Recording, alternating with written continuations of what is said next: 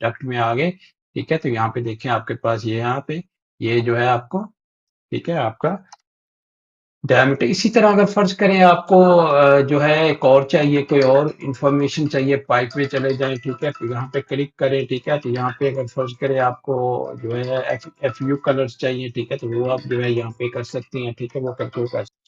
और ये मैंने बताना आपको भूल गया था, एफ यू का मतलब है कि आपका ना जो फिक्चर यूनिट्स, यानी फिक्चर के जो यूनिट्स लगे जो है लगे हुए हैं ना, यूनिट जितने भी आप पे लगे हुए हैं, ठीक है, उसके आपको कलर बैंड जो है ना सारा आपको बता देगा, ठीक है। ये ठीक है, इसका लेस देन 0.25, ठीक है। तो सारे जितने भी यूनिट्स लगे हुए हैं, देखिए यूनिट्स जो है ना सारे लगे हुए हैं।